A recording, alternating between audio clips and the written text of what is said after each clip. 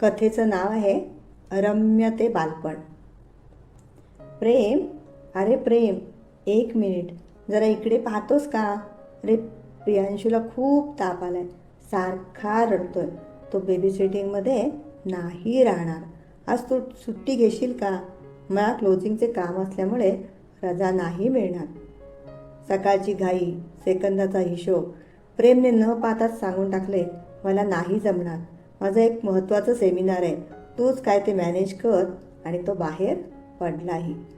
मंडळी, या किंवा अशा प्रकारच्या संवादात कदाचित तुम्हाला नाविन्याचं काहीच वाटणार नाही. त्यातून हे 21वे शतक. दोघांनी नोकरी करणं हे अगदी स्वाभाविक. कधी संसाराला हातभार, कधी शिक्षणाचा उपयोग, कधी काळाची गरज, तरी कधी समान हक्क.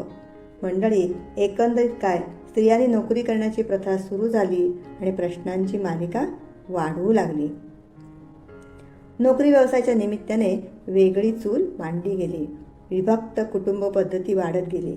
या साऱ्यांचा परिणाम मुलांच्या बालपणावर होत गेला. रम्य ते बालपण, बालपणाचा काळ सुखाचा असे शब्द फक्त पुस्तकातच राहिलेत की काय, अशी शंका मनात येऊ लागली. मला सांगा, ते मोहक बालरूप, निरागस हास्य, बोबडे बोल, पायातल्या पैंजणांचा मंजूळ नाद कुणाला वेळ आहे हो ऐकायला? या साऱ्यांचं तोंड भरून कौतुक करायला आणि या बाललीलांचा मनसोक्त आनंद घ्यायला. इथे सारा हिशोब सेकंद, मिनिट, तासांचा आणि वेळेअभावी अपूर्ण राहिलेल्या कामांचा. एक एक काम संपताना दिवस उजाडतो कधी आणि रात्र होते कधी, तेही कळत नाही.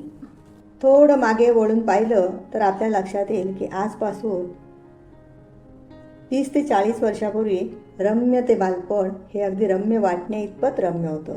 एकत्र कुटुंब पद्धती होती. घर माणसांनी भरलेलं असायचं.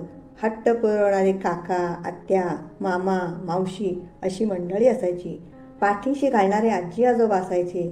आईच्या मायेचा प्रेमळ स्पर्श सहजरित्या होत राहायचा. घराची दारं सदैव उघडी असायची. अभ्यासाचं आजच्याप्रमाणे बर्डन नव्हतं. इतकी जीवघेणी स्पर्धाही नव्हती. काही घरी तर आपला मुलगा वा मुलगी नेमकी कोणत्या वर्गात शिकत आहे याचा वडिलांना पत्ताही नसायचा. शिक्षणाची गाडी पुढे पुढे जाते आहे हेच त्या काळी खूप होतं. कधी कधी तर एखाद्या स्टेशनवर गाडी एखादं वर्ष थांबली तरी मुलांनाच काय पण घरच्यांनाही त्याचा फारसा फरक पडत नसे. शिक्षणाची गाडी अडखळली, थांबली तरी पण 2-3 वर्ष मुलाच्या प्रगतीचा अंदाज घेऊन पुढील शिक्षणाबाबत निर्णय घेतला जायचा. मुलाला शिक्षणात फारसा रस नाही असे वाटले तर नवीन मार्ग अवलंबिले जायचे. कधी शेती, कधी छोटी मोठी नोकरी, तर कधी व्यवसाय स्वीकारला जायचा, तोही अगदी आनंदाने. कसलाही गाजावाजा नाही की कसलीही चर्चा नाही. मुलामुळे आपल्याला कमीपणा आला, मान खाली घालावी लागली, लोक काय म्हणतील ही भावनाही वडीलधाऱ्यांना शिवली जात नव्हती. मुलांवर आजच्यासारखं अभ्यासाचं दडपण नव्हतं. मनसोक्त बागडायचं, मनसोक्त विटीदांडू, लगोरी, कबड्डी, खो खो, आट्यापाट्या असे अनेक प्रकारचे मैदानी खेळ खेळले जायचे. चिंचा, बोरं, पेरू कुणाच्याही झाडावरून काढायचे आणि पोटभर खायचे. कधी चोरून तर कधी भांडून. मज्जाच मज्जा. कोणी ओरडलं, कधी कोणी धोपटलं तर तक्रार करायची नाही असा जणू अलिखित नियमच होता. घरचेच काय पण शेजारी पाजारी, गावकरी साऱ्यांचाच हक्क असायचा या पोरांवर. याबाबत कधी आईवडिलांची तक्रार नसायची आणि मुलांचीही नसायची. मुलं रुसली, रागावली तरी ते तेवढ्यापुरतंच रागावणं. घरातून पळून जाणं, मार्क कमी पडले, वर्ष वाया गेले म्हणून आत्महत्या करणं हे प्रकार अगदी विरळ. मुलांवर आजी आजोबांचे, वडीलधाऱ्यांचे संस्कार होत होते. संध्याकाळचा परवचा, पाढे, मनाचे श्लोक पाठ करून घेतल्याचे. चांगल्या आचार विचारांची बीजं रोपावी म्हणून गोष्टी रूपाने रामायण, महाभारत, इसापनीतीतल्या गोष्टी सांगितल्या जायच्या. सणवार, कुळाचार जपले जायचे. एकंदरीत काय, बालपण हे रम्य बालपण होतं हे मात्र निश्चित. तर मंडळी, दिवस पालटत गेले, वर्ष उलटत गेली आणि त्याचबरोबर बालपणही. आई आणि बाबा दोघंही कामावर जाणार. जातानाच सकाळी मुलांना बेबी सिटिंगमध्ये सोडून जाणार, संध्याकाळी उशिराने दमून भागून घरी येणार, येतानाच मुलाला पाळणाघरातून घेऊन येणार.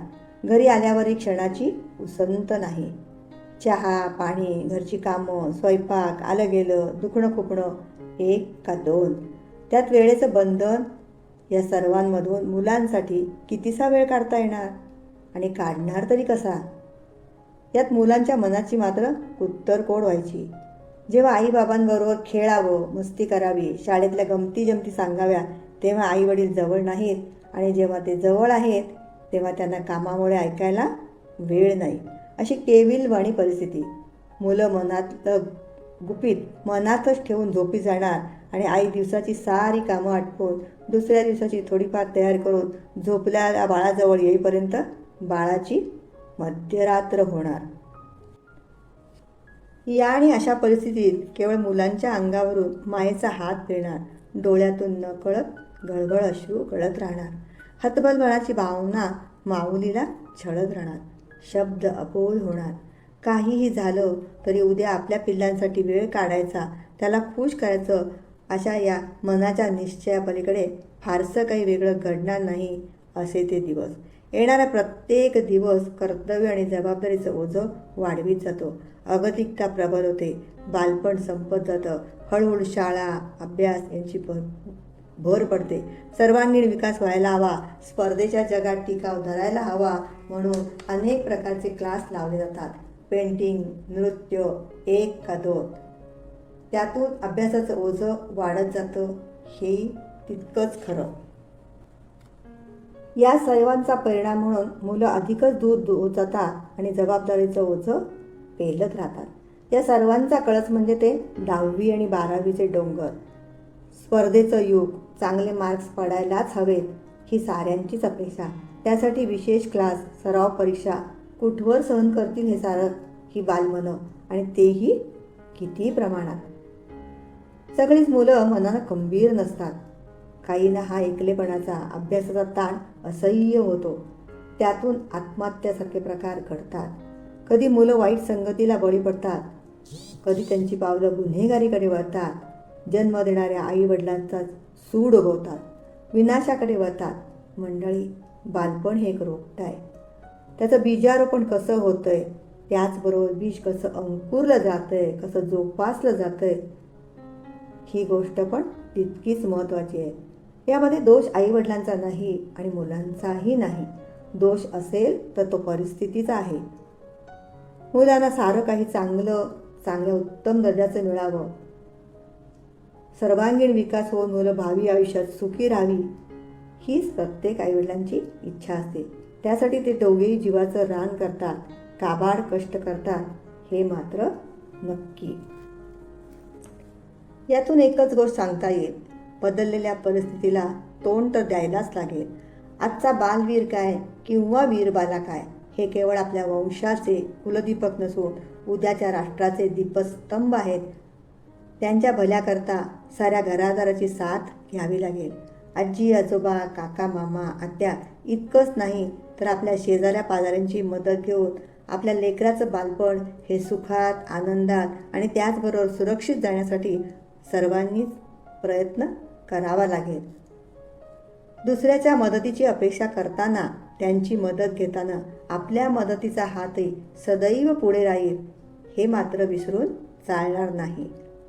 चला, आपण सारे मिळून झटूया, विचाराने सुयोग्य मार्ग काढूया, एकमेका सहाय्य करू, अवघे धरू सुपंत याचा अवलंब करीत बालपणाच्या या रोपट्याला प्रेमाने जपूया, समाधानाचं, आनंदाचं खतपाणी घालून वाढवूया. हा म्हणता वृक्ष बहरेल आणि बहरलेल्या वृक्षाला फळेही बहारदार येतील. काय पटतंय ना? धन्यवाद.